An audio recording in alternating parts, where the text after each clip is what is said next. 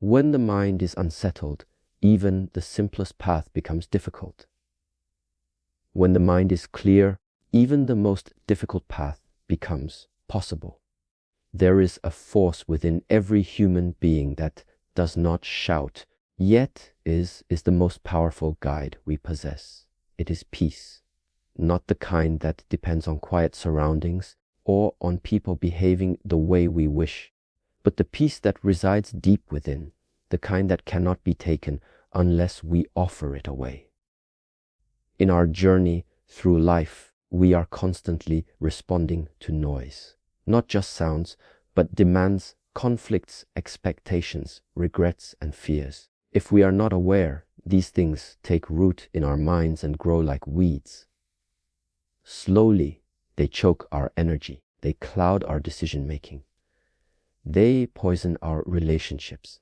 And soon, we no longer recognize our own inner voice. To protect your peace is not an act of selfishness.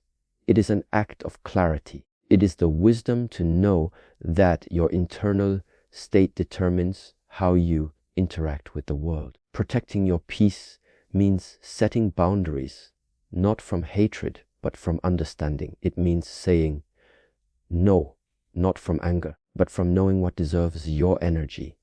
And most importantly, it means choosing stillness over chaos again and again. The transformation comes slowly, like dawn. You begin to notice that you no longer react the same way. The small things that once disturbed you lose their power. You realize that peace is not something you wait for. It's something you cultivate. And when you carry it with you, it begins to spread. You influence others not with words, but with presence. A calm mind is not a weak mind. A peaceful person is not passive. In fact, it takes great discipline to remain soft in a hard world. But this is the way. The world does not need more reaction. It needs more reflection. It needs more humans who are not moved by every storm because they have become the stillness at the center of their own.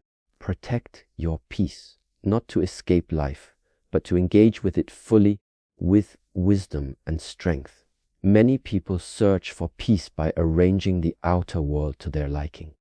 They change jobs, relationships, cities, even religions, believing that if only the right pieces fall into place, their hearts will become still. But peace found in this way is fragile.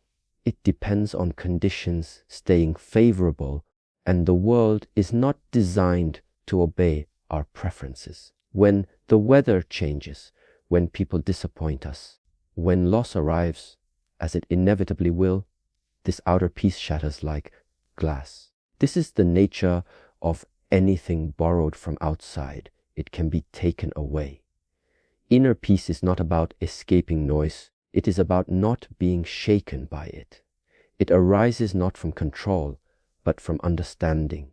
When we realize that every disturbance begins in the mind, we stop blaming the wind for moving the branches. We learn to observe our thoughts the way one watches clouds move across the sky, present, but passing.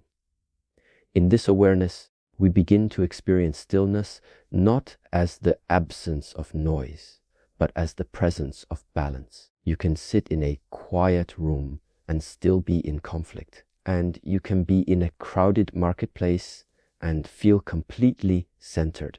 This is the difference between outer silence and inner silence. The first can be bought with money or isolation.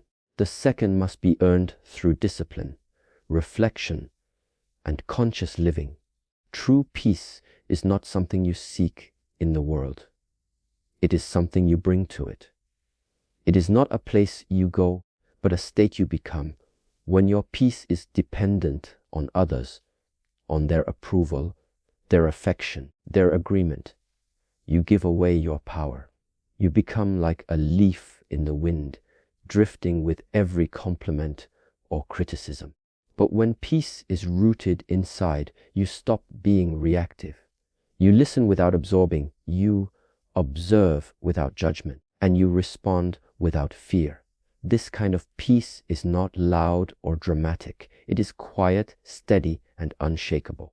The mistake many make is waiting for peace to happen. When life finally gets easier, but life is not a tame river, it has storms, rocks, and unexpected turns. If peace can only exist when everything is calm, then it will rarely be with you. Instead, learn to carry calmness into the storm. Learn to be the anchor in your own ocean. Then you will know the peace that does not depend on the world, but transforms how you walk through it. Many people misunderstand what it means to protect their peace. They confuse it with isolation or avoidance. They fear that setting boundaries or saying no will be seen as cold or selfish. But peace is not preserved by pleasing others at the expense of oneself. To protect your peace is not to turn away from the world, but to walk through it with clarity about what you will and will not allow into your inner space. It is not selfishness, it is wisdom. Only a person who values their inner state will understand that not every battle is worth fighting and not every invitation is worth accepting. Self-awareness is the beginning. You cannot protect what you do not recognize. Many people are unaware of how certain conversations, environments, or habits drain them. They move through their days on autopilot, reacting rather than responding until they are anxious, resentful, or exhausted, and they do not know why. But when you begin to pay attention to how you feel after spending time with someone, to how your mind reacts to certain media, to how your body signals unrest, you begin to see where your peace is leaking away. This awareness is the first act of protection. But awareness alone is not enough. It must be followed by discipline. Peace is not passive. It must be maintained like a garden free of weeds. This means making choices that others may not understand. You may need to rest when others want you to perform. You may need to distance yourself from those who love drama more than growth. You may even need to disappoint others in order to remain honest with yourself. Discipline is doing what protects your energy, even when it is not popular, even when it is uncomfortable. Clarity is what guides this discipline. When you know what matters most to you, when you have taken the time to define your values, your purpose, and your limits, then decisions become easier. You no longer say yes out of guilt or fear. You say yes because it aligns with your peace. You no longer say no out of anger or ego, but from an understanding of what must be preserved. Clarity removes the fog from your path. It helps you walk with a steady mind, even when others are rushing in every direction. When you protect your peace from a place of awareness, discipline, and clarity, you are not withdrawing from life.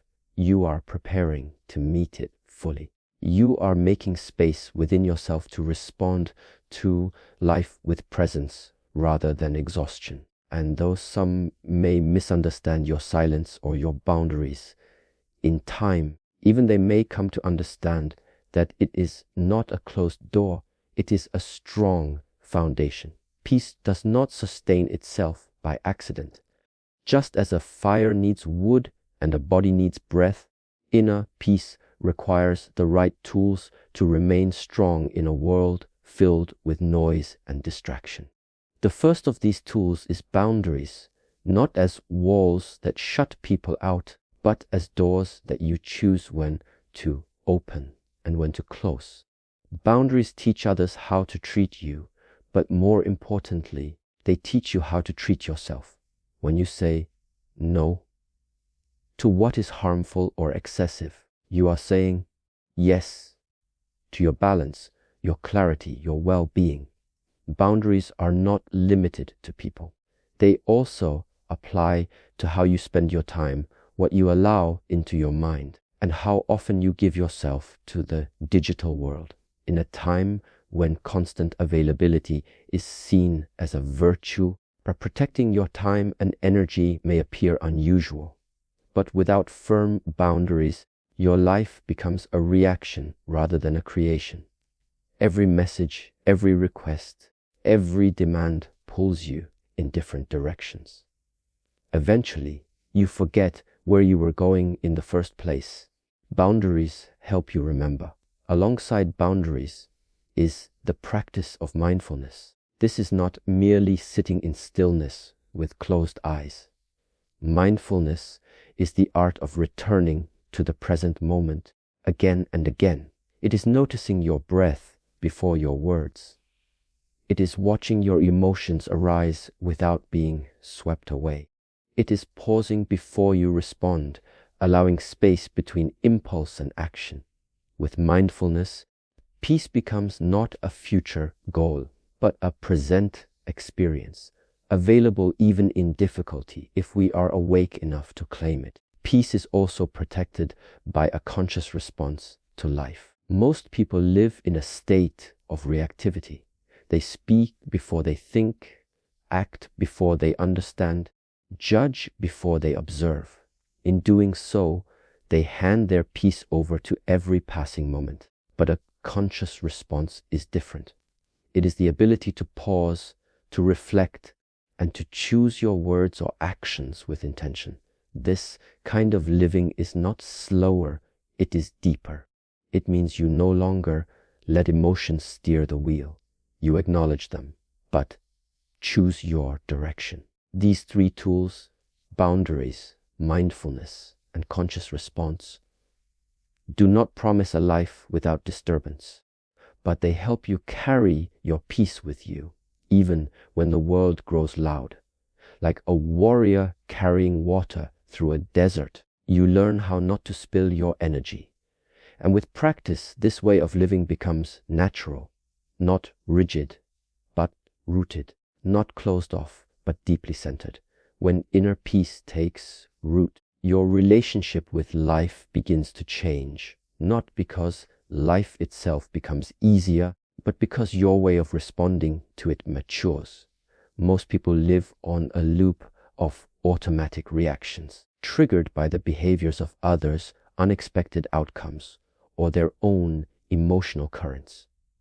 Without inner peace, each situation is like a stone dropped into water, disturbing the whole surface. But when peace is present within, you become like a still lake. Even when stones are thrown, they no longer ripple to your depths. Inner peace gives you space between stimulus and response. In that space, you are no longer controlled by anger, fear, or impulse. You begin to respond with clarity rather than emotion. You recognize that not everything requires a reply. Not every offense deserves retaliation, and not every discomfort needs immediate resolution. This ability to pause and choose your reaction is not weakness. It is mastery. It is the sign of someone who no longer allows their inner world to be dictated by the ever-changing outer one. Your interactions with others also begin to shift. When you are grounded in peace, you no longer need to dominate conversations, prove your point, or defend your ego. You begin to listen, not just to respond, but to understand. You stop taking things personally because you no longer seek validation in every word. This makes your presence calming to others. People may not know why they feel safe or seen around you, but it is because your energy is no longer in conflict with itself. You carry silence not as absence, but as strength. This peaceful posture also allows you to make decisions with greater wisdom. When the mind is agitated, it tends to exaggerate, rush, or retreat. But when it is still, the path ahead becomes clearer. You start to trust yourself, not because you are always right, but because you are no longer acting from panic or pressure. Even in uncertainty, peace becomes your compass. It helps you choose what aligns with your values rather than what merely relieves discomfort. Inner peace does not remove emotion, but it teaches you how to hold emotion without being ruled by it. You still feel disappointment, anger, sadness, but they pass through you like weather across a mountain, not storms that shake your foundation. This transformation, this shift from reaction to response, from emotion to awareness, creates a life of more intentional movement. You are no longer pushed by circumstances. You walk your path with deliberate steps.